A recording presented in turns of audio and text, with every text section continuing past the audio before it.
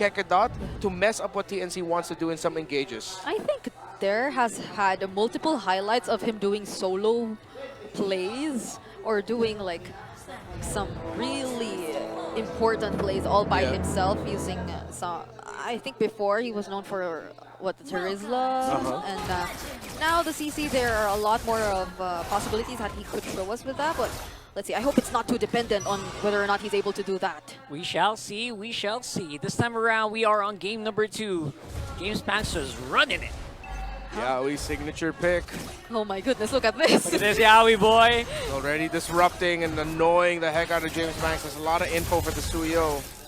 All right, so that's what you want to see. That's what you want to see with Yaoi. Everyone just loves watching this guy play. And it is very effective. Info gathering early on, just knowing where your opponent is a big deal. And paired up with the Farsa in the early stages of the game, it could really deal out the necessary damage against your opponents. And this is quite a very similar scenario to what we saw in game number 1.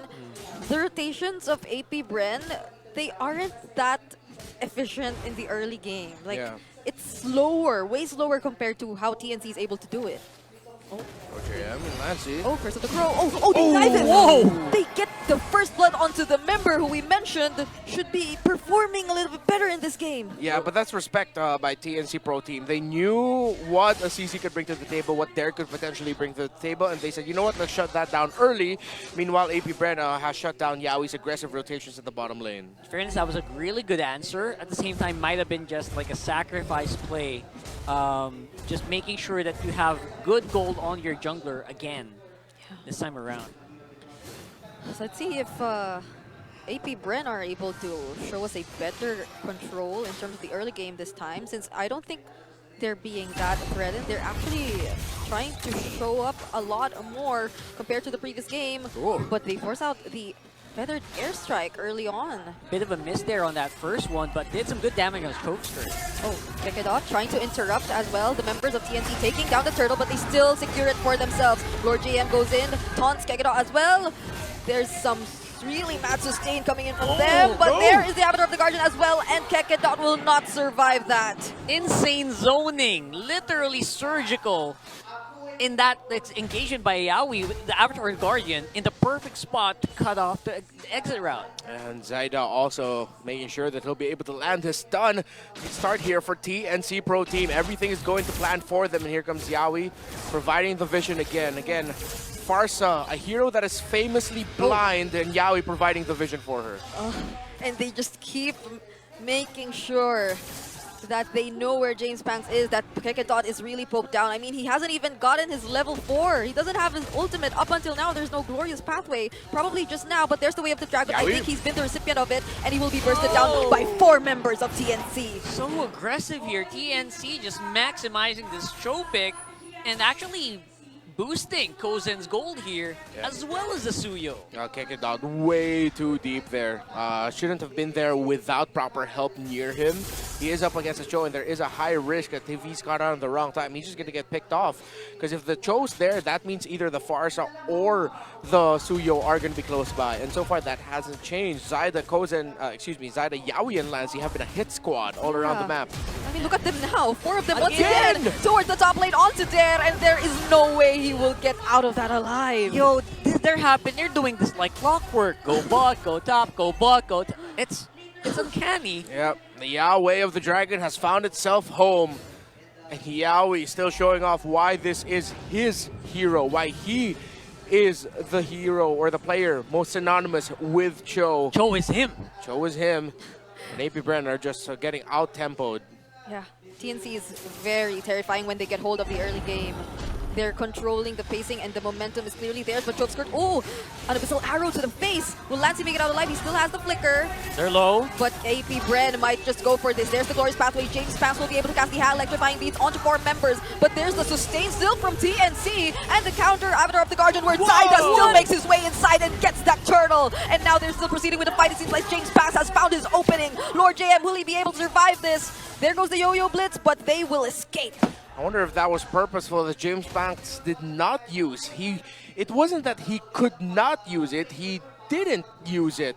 So question up in the air of whether he missed it or they just made sure that, you know what, let's just see if we can just go ahead for the counter engage after this turtle instead. But part of me is thinking that he might have missed it, but AP BREN were able to recover just a little bit with getting a kill there. It's so hard to blame him as well because that is a Suyo. It has multiple layers of damage that you're going to have to play with. And then the fact that you're a little bit behind on level also just doesn't help. Zaida has pretty much won the retro battle for the entire series so far up against James Banks. Even during moments wherein we thought TNC wasn't able to fully position themselves or comfortably control the objectives. They're back at it. So now they're in the bottom lane again. It's like clockwork. Even with all the traps that is being laid down by Chovskirt, it's surprising that it's hard to actually read what TNC is doing on the map if you are AP BREN. I'd like to think that they probably have an idea, but they just can't keep up. Yeah. Or you know what's happening, but you can't do anything about it. Yeah, something like that. Yeah, I agree. It feels like that's what we're seeing right now. AP BREN are just trying to find some semblance of an opening. Again, playing it around the traps and the arrows of the Selena. High risk. So far, no reward for the decision to prioritize the Selena in the series. How do you play against that? There's too much zoning, information. And even when you go for opposite trades around the map, there's Zaida waiting for you. Avatar of the Guardian onto Dare. Will they be able to pour all of their resources onto him? The Vengeance is casted. There's the Glorious Pathway as well. But look at all the damage coming in from them. But there is mobility. And there is Shizu going in. Okay. But scary. For just a bit, okay. I clenched. I was like, Zaida, Shizu, whoa. I wasn't expecting that too. Shizu nerves of steel on this guy. Wait, no, flicker's in? Oh my goodness. Thought it was What is happening here? Chovskirt committed the flicker as well. We couldn't even see Chovskirt anymore. They're all so aggressive. That's just how much range TNC has. They're just controlling every single area in this map. So it's so hard to find an opening for AP BREN at this point. You can't even get trades in terms of turrets or at the opposite ends of the map. Lancy has just been on fire with this Farsa, not shy with using the feathered airstrike.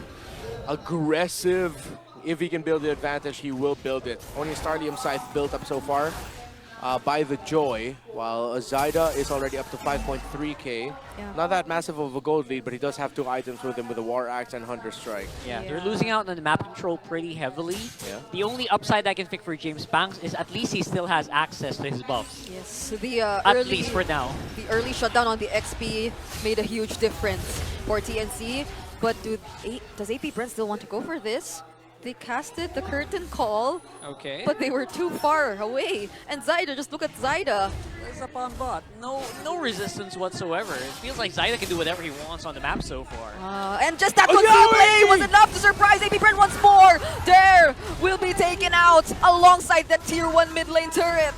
It caught him by surprise because even Dare was delayed on the Vengeance. And there's a feathered airstrike too. 2 of the tankiest members supposedly are down. It's good to see him back home, landing those iconic Way of the Dragons and Jeet Kune Do flickers from out of nowhere. Yaoi is back in the Philippines. He is Cho, he is him, and there's just no substituting one of the best Cho players of our time. Alongside that, the other members of TNC Pro Team have been fantastic as well. Lancy, Zaida, Lord, JM, and Kozen. TNC, they are on fire. I can definitely feel how excited they were to play this way. Yaoi in full control. Your Way of the Dragon, as you've mentioned. It's so nostalgic, and I feel like a lot of fans are celebrating at what they're seeing. And there he goes again! Taking out Dare and Kekedot too!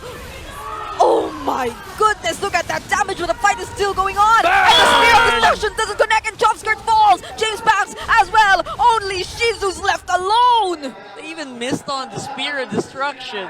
Everything is going topsy-turvy here for AP BREN. 2 games, TNC ended up with a very comfortable tempo-setting roam pick for Yaoi. Jawhead in game 1 and the iconic Cho in game number 2. And TNC has looked comfortable all series long. Lancy and Kozen with their reach, and Lord, JM, and Zaida with their perfectly timed entries every time. There we go. Level 15. Zaida hit it at 9 minutes and 50 seconds. It feels so limiting for AP, Bren. Like, how could you make a play with this lineup knowing that you're playing from behind? There's little to no setups, but for TNC, there are overwhelmingly endless setups coming in from Yawi. And even Lord JM, I don't think we've seen him use the Avatar of the Guardian to start things up entirely. It's always Yawi. It's for the safety. And it's working out so well for them. Kozin is having a fun time here. Dare is not allowed to play on the map.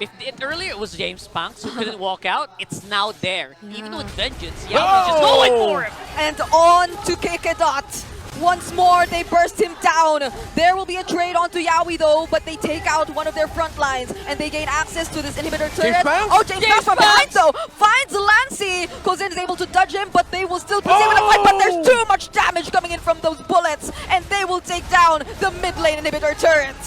As close as possible here. Shizu still fighting about out in the end. Could this be a triple? And it will be! But he will fall, but that's already enough for the Phoenix Army. They are definitely on the rise, and Zaida makes quick work of the base. The Phoenix Army bounces back and secures their first win of the season. And it's a 2-0 at bat. The Phoenix Army is burning. They are on the back burner, while it was Kozin who really got to shine and thrive in this series. Yeah, I believe that he's been really motivated by everything he's been hearing from us, from the community, and that there's so much more room for improvement for this young man. And so, even despite the, I'd say, much successful farming for James Panks, it still felt like a denial for TNC. Yeah, he played a definitely better game number 2 compared to game number 1. Yeah. But that playing better doesn't always mean that you're going to be able to outplay your opponent. Yeah. Lord JM and Kozin really for 2 days in a row now have just excelled, especially in this game. Lord JM was a little bit more low-key this time around, but you could definitely felt it when he would land an Avatar of